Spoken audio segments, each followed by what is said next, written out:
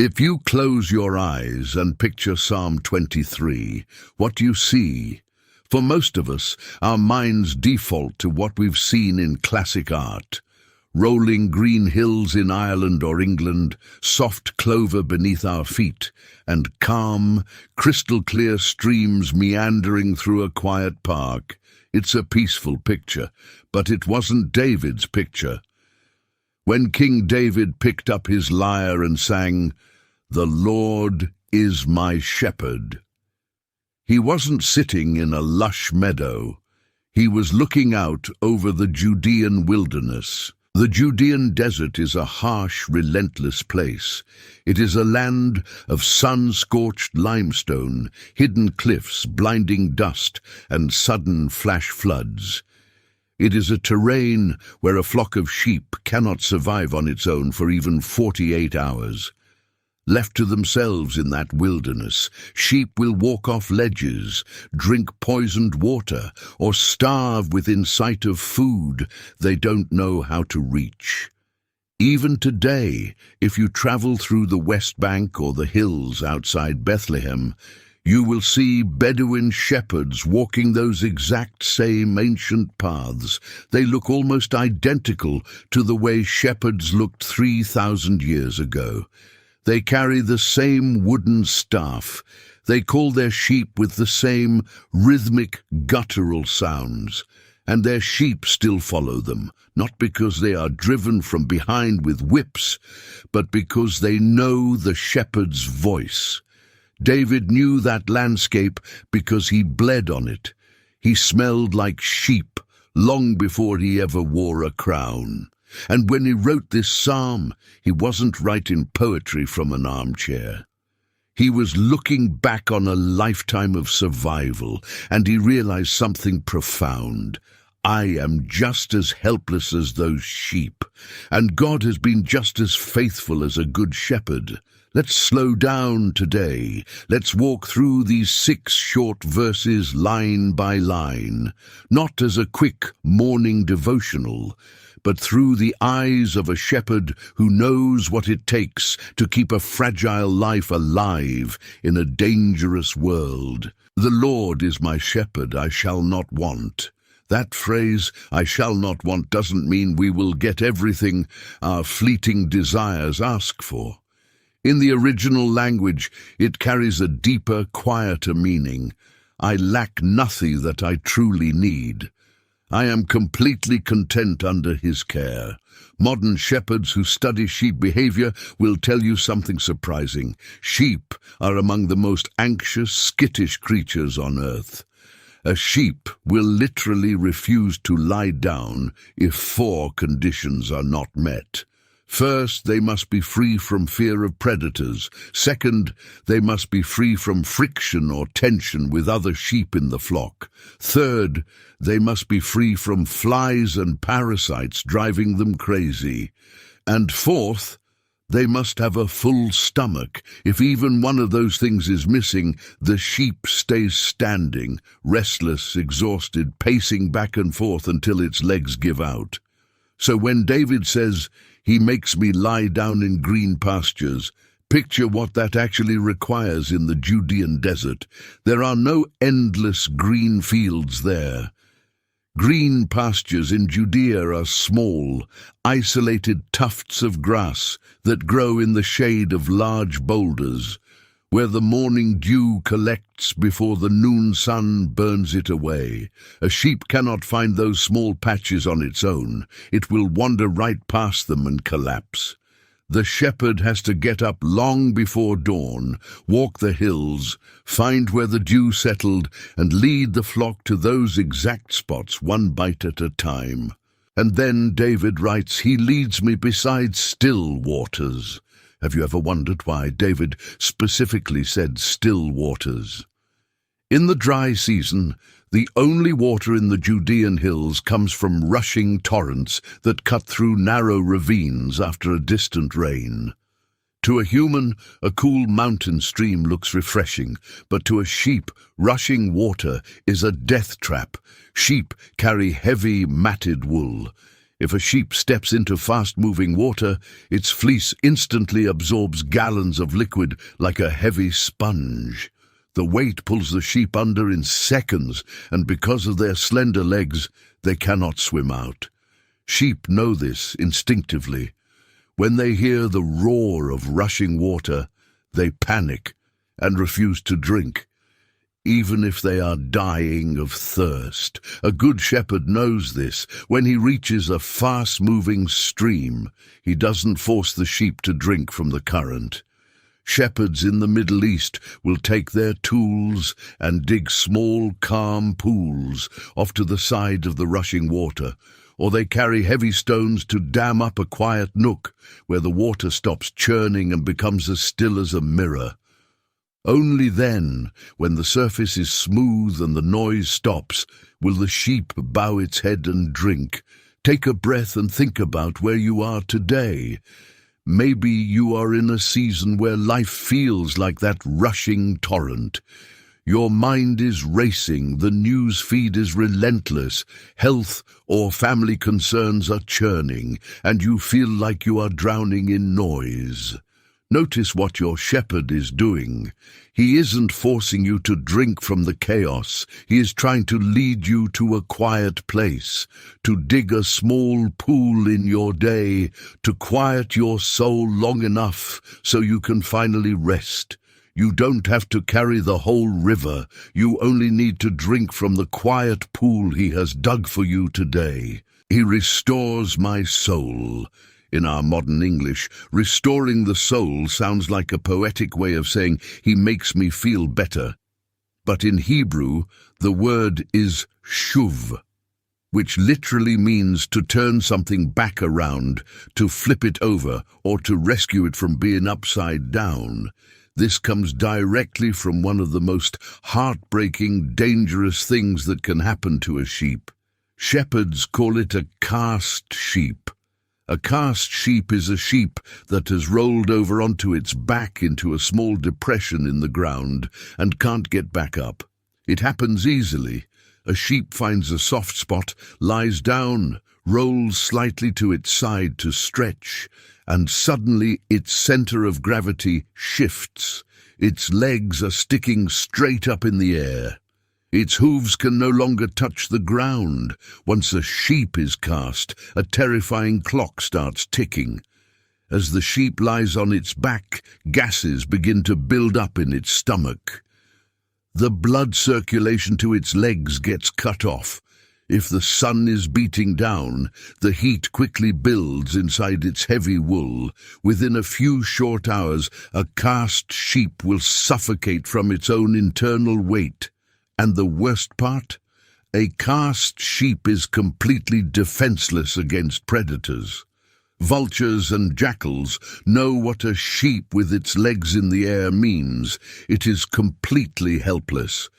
Shepherds talk about the panic they feel when they count their flock and realize one is missing. They know immediately it might be cast. Philip Keller, a man who spent years working as a commercial sheep shepherd, described how he would search the hills for hours, eyes scanning every gully. When he finally found a cast sheep in the distance, lying on its back and kicking weakly, he would run to it. He wouldn't yell at the sheep. He wouldn't kick it for being foolish. He would gently roll the heavy sheep over onto its side.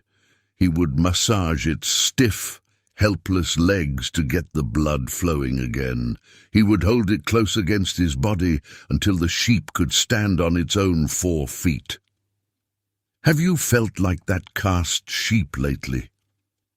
Maybe you are looking back on your life, carrying the heavy wool of old regrets or past choices, feeling stuck on your back and wondering why you can't just get it together.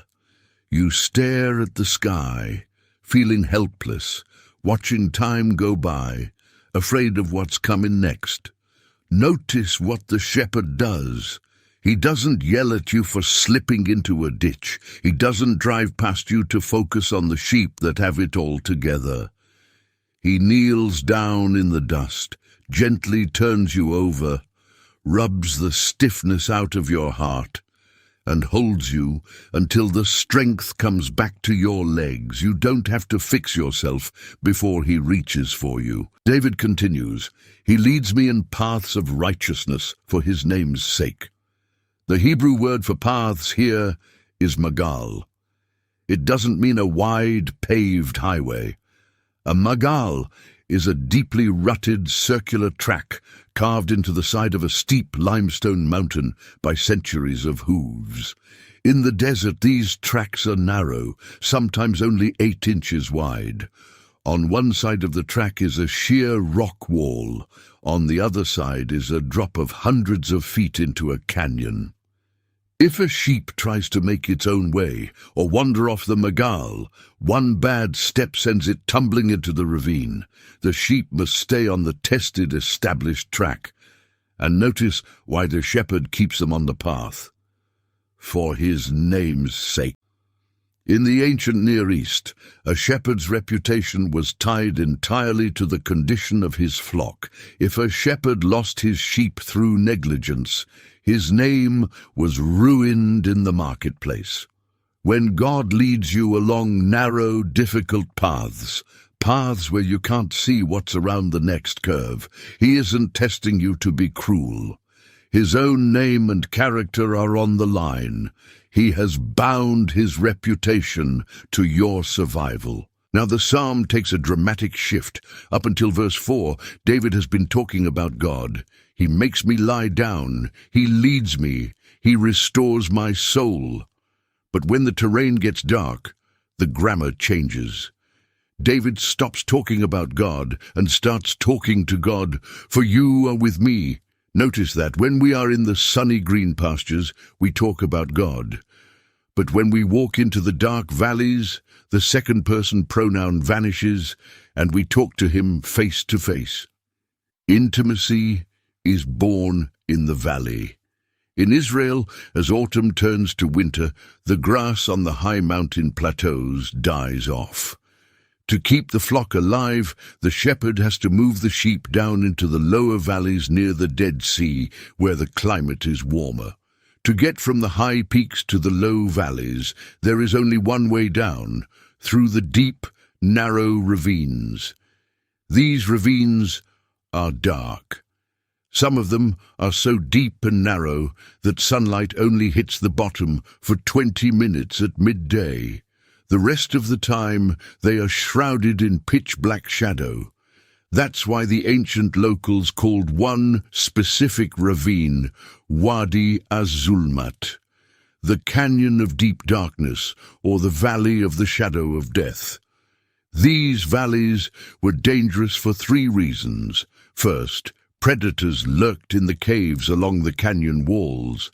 Second, flash floods could send a wall of water roaring down the narrow canyon with no warning. And third, loose gravel meant one slip could send a sheep into the rocky torrent below. The sheep know the danger. As they enter the dark mouth of the canyon, they huddle close together. They can't see where they are going, so how do they make it through? They listen for 2 sounds, the tap of the shepherd's rod and the touch of his staff. David says, "Your rod and your staff, they comfort me." To modern ears, being hit with the rod doesn't sound very comforting, but to a sheep, those 2 tools meant survival. The rod, shebet, was a short, heavy wooden weapon, often carved with a heavy knob at the end. The shepherd spent hours practicing with it until he could throw it with deadly precision. When a wolf lunged from a dark cave in the canyon, the shepherd didn't use the rod on the sheep. He threw it at the predator. The rod was the weapon that stood between the sheep and destruction. When the sheep heard the heavy thud of the rod hitting a predator in the dark, they knew their protector was active. The staff, Mishina, on the other hand, was long and slender with a gentle curve at the top.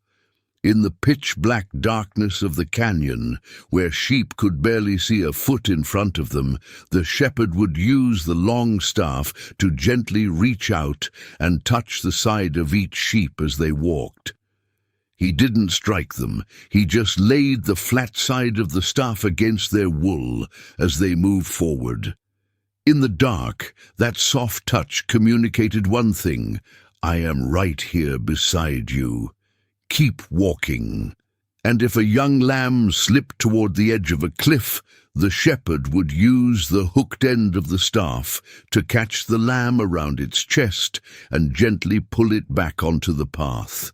If you are walking through a dark valley right now, whether it's the valley of a medical diagnosis, the ache of an empty house, caring for an aging loved one, or deep worry over your adult children or grandchildren, remember this: God's rod is standing guard over the spiritual enemies you cannot see, and his staff is the subtle, gentle touch of his spirit, reminding you in the dark, I haven't left you. I'm right here. Keep taking the next step. As the flock emerges from the dark canyon, they reach the summer grazing grounds, the high flat-top plateaus of the mountains. In Spanish, these high flat plateaus are called mesas. In Hebrew, the word is shulchan, which literally translates to a flat tableland. When David says, "You prepare a table before me in the presence of my enemies," he isn't suddenly changing the story to a formal dinner party inside a house. He is still talking like a shepherd. Before a shepherd lets his sheep graze on a high tableland, he has to go ahead of them to prepare the land. Shepherds spend days preparing these tablelands before the flock arrives. They pull poisonous plants by hand so the sheep won't eat them. They inspect the ground for small adder and viper holes, pouring heavy grease or oil around the openings so snakes cannot slither out to strike a sheep's nose. And they clean out the water troughs so the sheep have clear water. The shepherd prepares the table while predators watch from the surrounding rocks. The enemies are present, but they are powerless because the shepherd has secured the ground. And then David adds, "You anoint my head with oil. My cup runs over." In the summer months, sheep face a miserable enemy, nasal flies. These tiny insects swarm around the sheep's head, trying to lay eggs inside the damp membrane of the sheep's nose. If they succeed, the larvae drive the sheep frantic. To get relief, sheep will slam their heads against rocks, beat their faces against tree trunks, or run in circles until they collapse from exhaustion. When a shepherd sees the flies coming, he takes a horn filled with a mixture of olive oil, sulfur, and spices. He gently pours it over the sheep's head, coating their nose, ears, and eyes. The oil acts as a natural repellent. The moment the oil touches the sheep's skin, the flies fly away. The irritation stops. The sheep stops beating its head against the rocks and becomes completely calm. How many times in life have small, relentless worries, like those swarming flies, driven you frantic? Replaying conversations in your head late at night, worrying about money, health, or things you cannot control until you feel like beating your head against the wall. Bring those buzzing worries to your shepherd today. Ask him to pour the oil of his Holy Spirit over your mind, to quiet the irritation, to stop the frantic loop in your thoughts, and to give you his peace that passes understanding. We come to the final verse, and it contains one of the most beautiful Hebrew word pictures in the entire Old Testament. "Surely goodness and mercy shall follow me all the days of my life." In English, the word follow sounds passive. It sounds like goodness and mercy are casually strolling 10 paces behind us, barely keeping up. But in Hebrew, the word David used is radaf.